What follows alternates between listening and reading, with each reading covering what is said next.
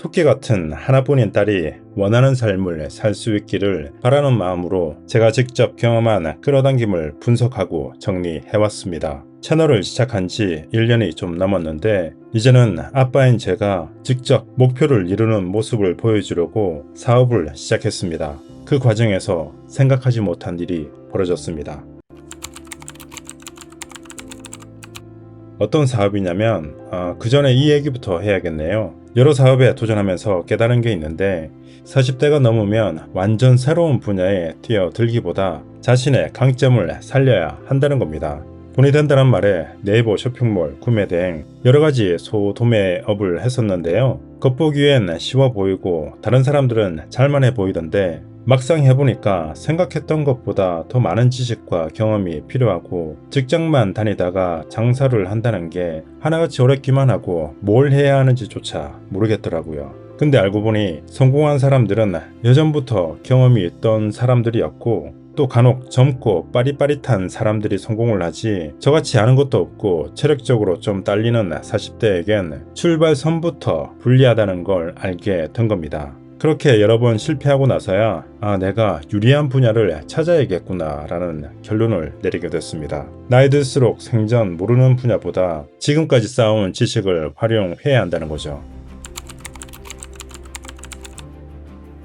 그래서 선택한 사업이 바로 모바일 앱 서비스입니다.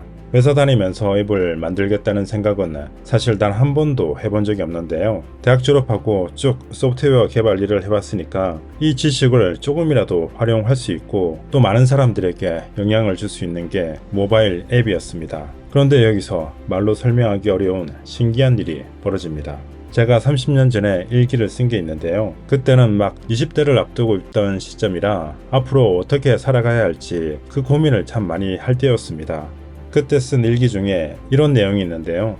내가 해야 할 일들을 점수로 기록해서 내 하루하루의 점수를 모아보면 원하는 목표에 얼마나 가까워지는지 한눈에 알 수 있겠다는 거였습니다. 시간이 많이 흘렀는데도 일기장에 적었던 그 순간이 아직도 또렷이 기억납니다. 다른 사람들도 함께하면 좋은 아이디어다라고 생각을 했었는데요. 당시에는 실행할 방법이 없었지만 30년이 지나 이제 현실로 만들 수 있게 된 겁니다. 우연의 일치일까요? 제 채널에서 전해드린 끌어당김 이야기와 30년 전 그 아이디어가 완벽하게 일치를 한 겁니다. 앱을 만들고 나서 보니 결과적으로 마치 처음부터 기획한 것처럼 딱 맞아떨어지니 뭔가 모르는 끈이 나를 이끌고 있는 건 아닐까 하는 생각까지 들더라고요.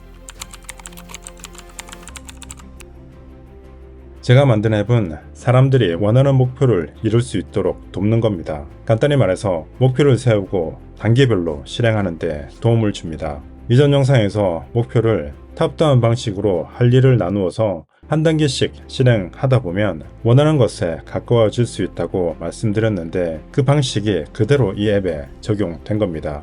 현재 위치에서 목표 지점까지 해야 할 일을 설정하고 실행 여부나 실행 점수를 매기면 목표 지점으로 가는 100점짜리 가이드라인과 내가 실행한 점수를 비교해 갈 수 있습니다.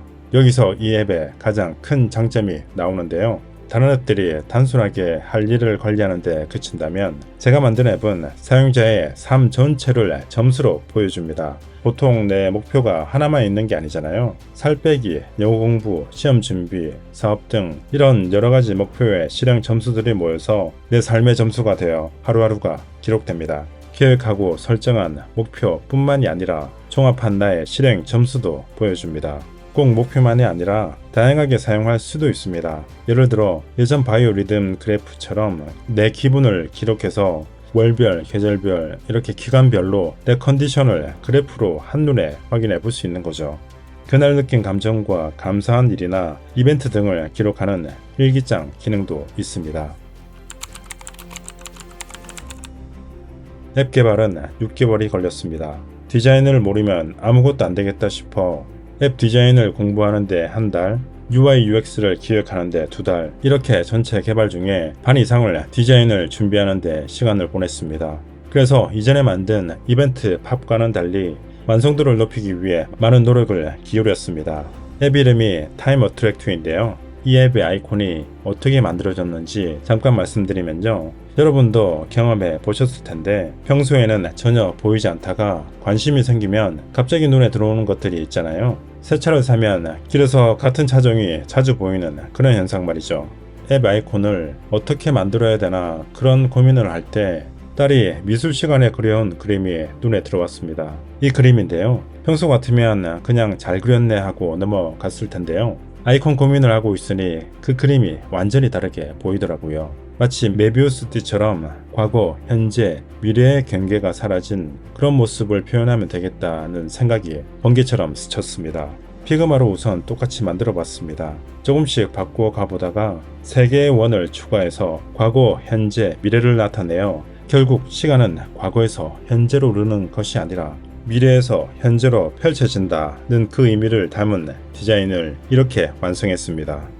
현재를 나타내는 중앙원에는 타임의 T를 넣었고요. 타임 어트랙트의 아이콘은 이렇게 탄생됐습니다. 딸이 그린 그림이 제게 완벽한 답을 이끌어 준 거죠.